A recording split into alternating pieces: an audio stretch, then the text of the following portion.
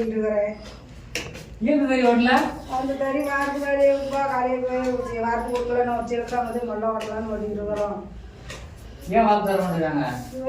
தொழில் டல்லா போகுது. சீலைக்கு எங்க 50 ரூபா குறைச்சிட்டாங்க. என்ன பண்றது? ஒரு சீலை 50 ரூபா குறைச்சாங்க. என்ன விலை இருக்கும்? என்ன இருக்கும்? கடன் ஒரு தறி 2 லட்சம் 3 லட்சம் ஆகுது. செலவு பண்ணி போட்டு லோன் வாங்கி தான் போட்டிருக்கிறோம். 20,000 ரூபா லோனே கட்டணும் மாசத்துக்கு. சரி கட்டிப்படலாம் அப்படின்னு சொல்லிட்டு போட்டா இப்படி தொழில் டவுன் ஆகி போச்சு. ஒண்ணுமே ஏன் டவுன் ஆகி போச்சு இப்படி? எதனாலன்னா சூரத்து சேலை வருது.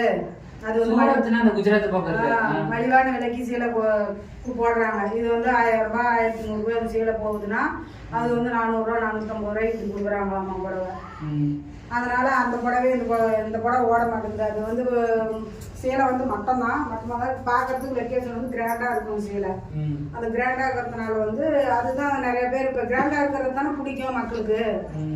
அது எடுத்து எது தரம் அப்படின்லாம் இந்த யோசிக்க மாட்டேங்கிறாங்கல்ல.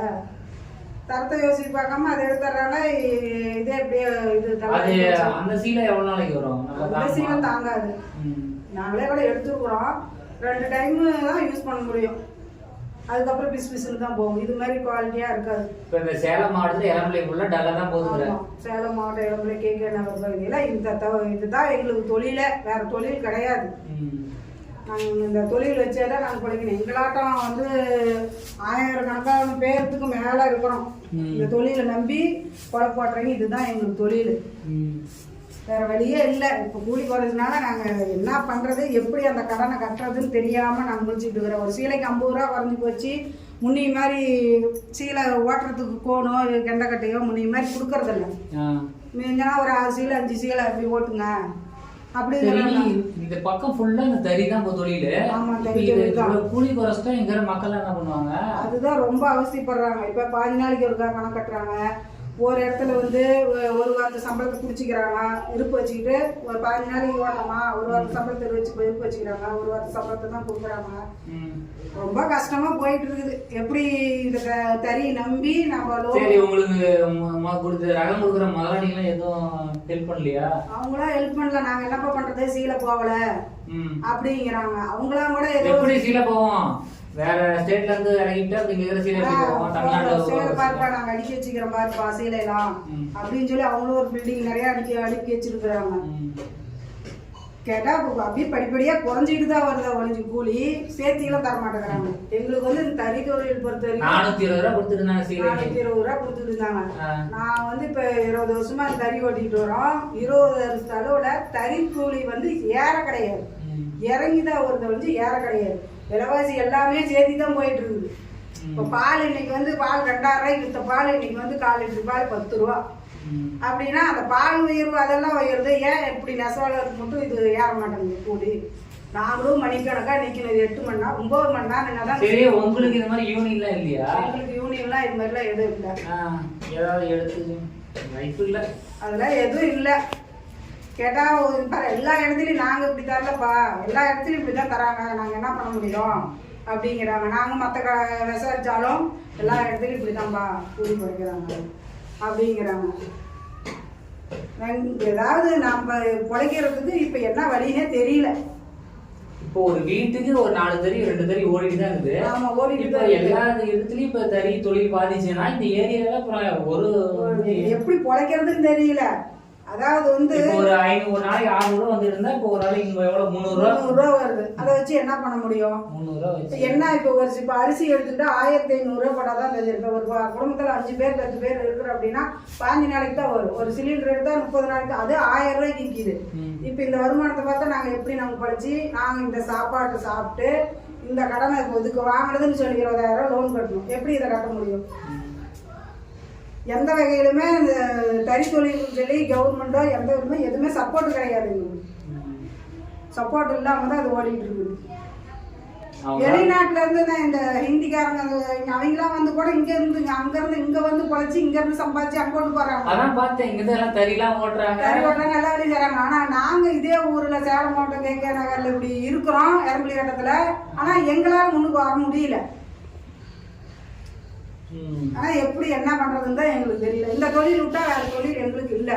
நீ கொத்து வேலைக்கு போறாங்க கூட இன்னைக்கு 1000 ரூபாய் சம்பளம். நேற்றுக்கு மேசனாளுக்கு 1200 ரூபா. நாங்களே வீடு கட்டும்போது கொடுத்தோம் 1100 ரூபா. சிட்டாளுக்கு வந்து ஜென்ஸுக்கு வந்து 600 ரூபா கலக்கிறவங்களுக்கு. இப்போ லேடிஸுக்கு வந்து 500 ரூபா கூலி. இன்னைக்கு அந்த வேலைக்கெல்லாம் கூலி ஏறுது, இந்த வேலைக்கு மட்டும் கூலி ஏற மாட்டேங்குது. எப்படி நாங்கள் பிழைக்கிற வழி? வேற வார்ப்பு வேலையை போச்சு, 2வது வார்ப்பு தான் ஓட்டிட்டு வரோம். வார்ப்பு வேலையை போச்சு, வார்ப்பு இல்லை. வாங்கிக்கலாம் பாவு அப்படின்னு தான் சொல்றாங்க. என்ன பண்றது? ரொம்ப கஷ்டமா ஓடிட்டு இருக்குது. எப்படி பிழைக்கிறதுங்கிற சூழ்நிலையே வந்துக்க மாட்டேங்குது எங்களுக்கு. நான் உனக்கு சர்ப்ரைஸ் கொடுக்கலான்னு வந்தா நீ எனக்கு பெரிய சர்ப்ரைஸ் தெரியா? என்னப்பா பண்றது? எங்க தொழில் அப்படி இருக்குது. இது பட்டுக்கு அடுத்த குவாலிட்டி. இது டானா பட்டு. இதெல்லாம் என்ன ரேட் வருது? இதெல்லாம் ரேட்டு வந்து இப்ப நாங்களே எங்க மருமகளுக்கு சேலை எடுத்தோம் 1200 ரூபான்னு சொன்னாங்க. 1200 ரூபா சொல்லி 100 ரூபா லெஸ் பண்ணி 1100 ரூபாய்க்கு கொடுத்தாங்க. 1200 ரூபா கூலி சொல்லி 1100 ரூபா போட்டு கொடுத்துக்கிறாங்க. ஆனா எங்களுக்கு வெறும் 380 ரூபா.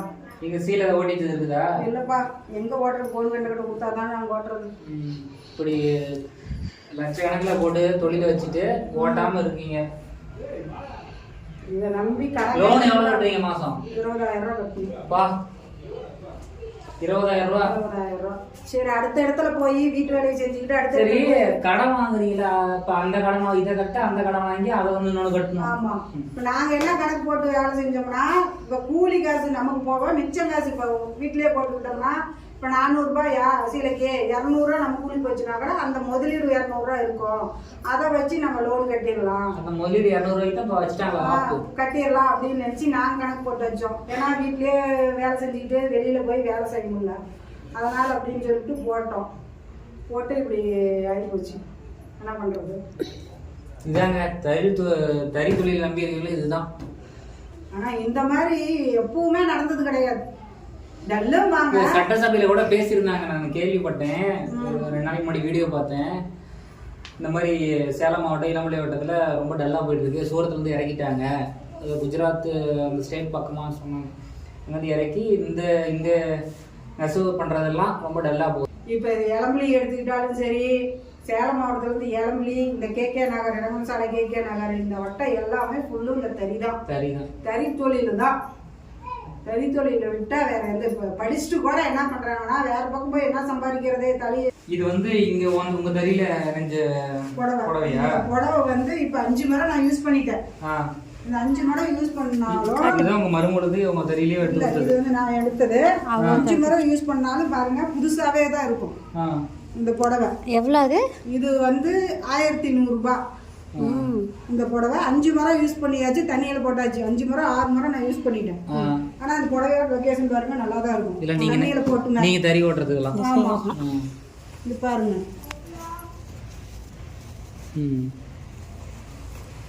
இது நாங்க தறி ஓட்டுறது தான். இதே வந்து வாஷிங் போய் நாங்க மாடல் கடையில இருக்கிறோம்.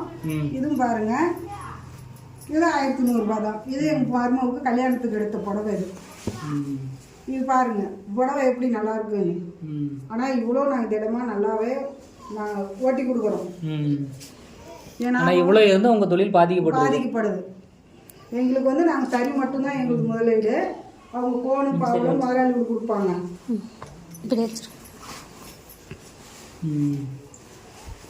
கொடுத்து நாங்க ஓட்டி கொடுப்போம். இந்த புடவை எவ்வளவு லுக்கா இருக்குது பாருங்க. நல்லா பாக்குறதுக்கு நல்லா எடுப்பா. இது வந்து உள் சைடு. ஆமா, இது வந்து உள் சைடு. தறி ஓட்டுறது உள் சைடு. உள்ள மேல் பக்கம் வந்து உள்ள இருக்கு. ஆமா, மேல் பக்கம் உள்ள இருக்கு. சரிங்க. அதாவது வந்து நம்ம ஒவ்வொரு வீடியோ போயிட்டு நம்ம தமிழ்நாட்டில் நெசவு பண்ற சீலையை பார்த்து வாங்கன்னு சொல்ல முடியாது. ஒரு வீடியோ மூலியமா தான் தெரியப்படுத்த முடியும். அதனால தான் இந்த வீடியோ மூலியம் தெரியப்படுத்தணும்.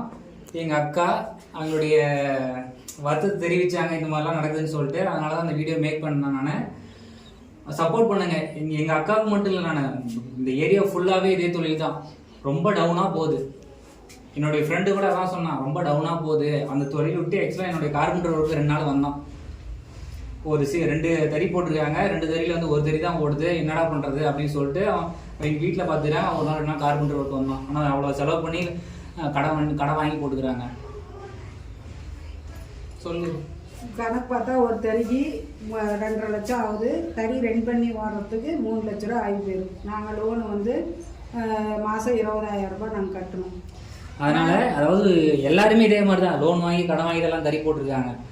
முடிஞ்ச அளவுக்கு நம்ம தமிழ்நாட்டில் வந்து நெசவு பண்ணுற சிலையை பார்த்து வாங்க. அது எப்படி கம்பேரிசன் இருக்குன்னா குவாலிட்டி தான், ஓகேங்களா? அது பார்க்க ஃபர்ஸ்ட் டைம் பார்க்க வந்து கிராண்டாக இருக்கும். ஆனால் 2 முறை 3 முறை துவைச்சி கட்டினா அவ்வளோதான், அதோட குவாலிட்டி எல்லாம் தரலாம் போயிடும். ஆனால் இது எப்பயுமே ஒரே மாதிரி தான் இருக்கும். சாயம் போக கிடையாது, பிசு பிசுன்னு போகாது. நம்ம எப்படி நம்ம புதுசாக புடவை எடுக்கிறோமோ அதே மாதிரியே தான் இருக்கும். நீங்கள் எத்தனை வருஷம் வச்சுருந்தாலும் சரி, அந்த ஒரு கலரோ எந்த ஒரு இதுவுமே ஆகாமல் அப்படியே இருக்கும். புது புடவையாகவே தான் இருக்கும். நீங்கள் எடுத்திருப்பீங்க, ஆனால் நான் உங்களுக்கு சொல்ல தேவையில்ல. நிறைய பேர் பார்க்குறீங்கெல்லாம் எடுத்து யூஸ் பண்ணியிருப்பீங்க. அந்த புடவைக்கும் இந்த புடவைக்கும் நிறைய வித்தியாசம் தெரியும். ஷேர் பண்ணுங்க. நம்ம நாட்டில் இருக்கிறீங்க கொஞ்சம் நம்ம மக்கள் பிழைக்கக்கூடிய எங்களாட்டம் இப்படி வறுமையில் நம்ம கஷ்டப்பட்டு இப்படி அந்த கடனை வாங்கி நாங்கள் போட்டு ரொம்ப கஷ்டத்தில் இருக்கிறோம். இதே எங்களை மாதிரி இருக்கிறீங்க நாங்கள் பிழைக்கணும். வேற இடத்துல வந்து நம்ம இங்கே இறக்குறாங்கன்னா இப்போ நம்ம இங்கே இருக்கிறவங்களுக்கு வழி இல்லாமல் இருக்காங்க, வழி இல்லாமல் போகிற சூழ்நிலை இருக்குது. தயவு செஞ்சு எங்களையும் கொஞ்சம் மேல் தூக்கி விடுங்க, சப்போர்ட் பண்ணுங்க.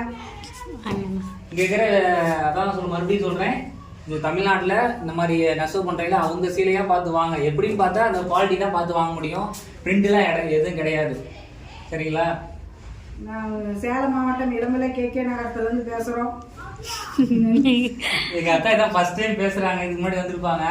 அவங்க அவ்வளோ பேச மாட்டாங்க. ஆனால் இவ்வளோ தூரம் பேசுனதே பெரிய விஷயம் தான். சப்போர்ட் பண்ணுங்க. ஒவ்வொருத்தரும் ஒரு ஃபேமிலியில் இருக்கிறவங்க நீங்களும் பார்த்து சப்போர்ட் பண்ணாதான். பை.